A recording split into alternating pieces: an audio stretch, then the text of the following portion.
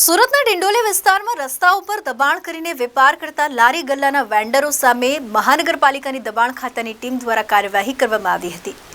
આ દરમિયાન સ્થાનિક વેન્ડરોએ મહાનગરપાલિકાની કામગીરી સામે દાદાગીરી કરી વિરોધ નોંધાવ્યો હતો।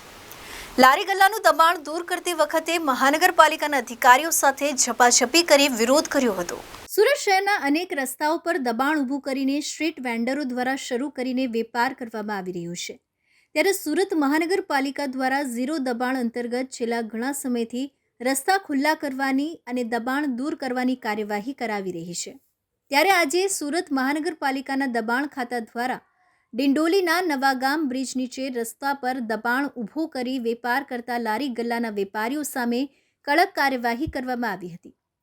મહાનગરપાલિકાના દબાણ ખાતાના અધિકારીઓ દ્વારા ડિંડોલીમાં રસ્તાનું દબાણ દૂર કરતી વખતે ભારે વિરોધ અને હોબાળો સ્ટ્રીટ વેન્ડરો દ્વારા કરવામાં આવ્યો હતો। લારી ગલ્લાના વેપારીઓ દ્વારા મહાનગરપાલિકાના અધિકારીઓની કામગીરી સામે દાદાગીરી કરી ઝપાઝપી કરી હતી।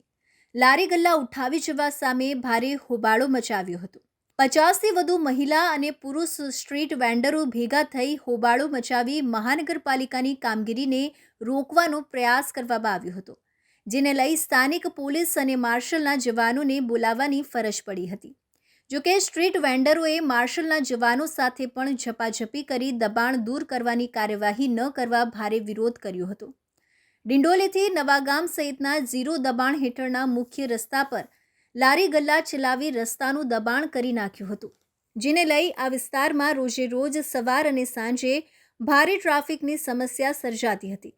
રસ્તા પરના દબાણને કારણે વારંવાર સ્થાનિકો દ્વારા અને ટ્રાફિક વિભાગ દ્વારા ફરિયાદ કરાતા મહાનગરપાલિકાની દબાણ ખાતાની ટીમ દ્વારા આજે રસ્તા પરનું દબાણ દૂર કરવાની કાર્યવાહી કરવામાં આવી હતી। Arvind Rathod, ABC news Gujarat, Surat.